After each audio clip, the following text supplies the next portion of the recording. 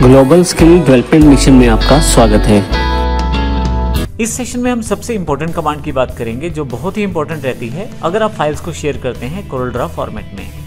हमारे पास फाइल में collect for output के नाम से कमांड अवेलेबल है जिसका प्रयोग करके हम आसानी से अपनी CDR फाइल्स को दूसरे कंप्यूटर पर प्रयोग कर सकते हैं। यहाँ एक इम्पोर्टेंट बात है कि जब भी हम नॉर्मल CDR फाइल को अर्थात CorelDRAW की फाइल को कॉपी पेस्ट करके किसी को पेन ड्राइव में दें तो हो सकता है उसके कंप्यूटर में आपने जो फ़ॉन्ट प्रयोग किए हैं वो ना हो।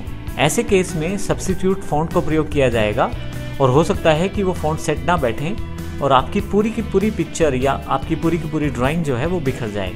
ऐसे केस में आप कलेक्ट फॉर आउटपुट का प्रयोग कर सकते हैं। जब भी आप CDR फाइल्स को शेयर करना चाहते हैं तो आप हमेशा कलेक्ट फॉर आउटपुट का प्रयोग करें, क्योंकि कलेक्ट फॉर आउटपुट में ना केवल आप CDR फाइल भेजते हैं बल्कि आप इसमें PDF फॉर्मेट जो प्रीव्यू के रूप में रह सकता है वो भेज सकते हैं। साथ ही जो आपके पास इस CDR फाइल में फ़ॉन्ट्स का प्रयोग किया गया है, जो एक इम्पोर्टेंट पार्ट रहता है किसी भी CDR फाइल में ड्राइंग का, उन फ़ॉन्ट फाइल्स को भी साथ में भेज सकते हैं। तो ऐसे केस में जब आप किसी दूसरे व्यक्ति को इस CDR फाइल को देते हैं तो वो दूसरा व्यक्ति ना केवल उस CDR फाइल को ओपन कर सकता है बल्कि कलेक्ट फॉर आउटपुट फोल्डर में आपके पास जो भी फ़ॉन्ट्स रहते हैं उनको भी इंस्टॉल कर सकता है। ऐसे केस में किसी भी दूसरे कंप्यूटर पे काम करना बहुत ही आसान हो जाता है और उन्हें फ़ॉन्ट्स को बिल्कुल चेंज नहीं करना पड़ता। तो आइए देखते हैं किस प्रकार से हम ऐसा कर सकते हैं। हमारे पास एक फ़ाइल पहले से ओपन है, मैं कलेक्ट फॉर आउटपुट पे चला जाता हूँ। अब यहाँ देखें आपके पास ऑप्शन है कि आप किस तरह से गैदर करना चाहते हैं फाइल।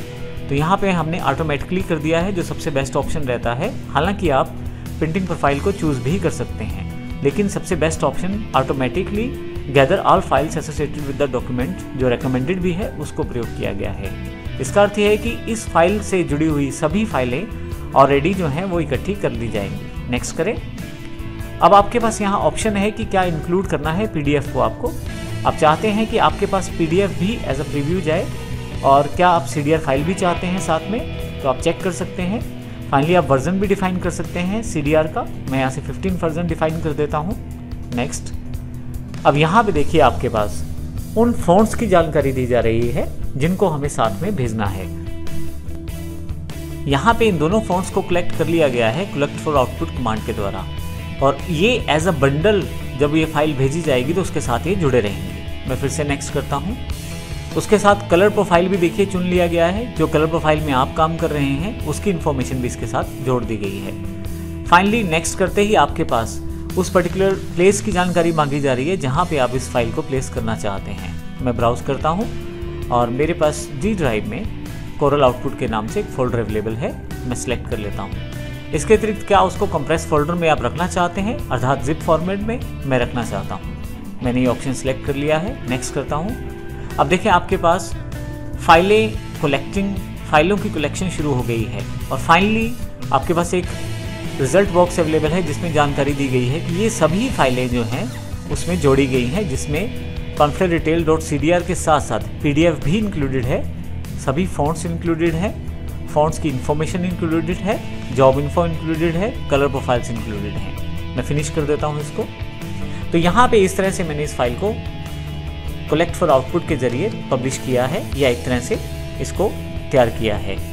तो इस प्रकार आप आसानी से ये तय कर सकते हैं कि आप किसी भी कंप्यूटर पे CorelDRAW की फाइल खोलेंगे तो उससे एसोसिएटेड सभी सेटिंग्स आपके पास दूसरे कंप्यूटर में भी अवेलेबल हो जाएंगी।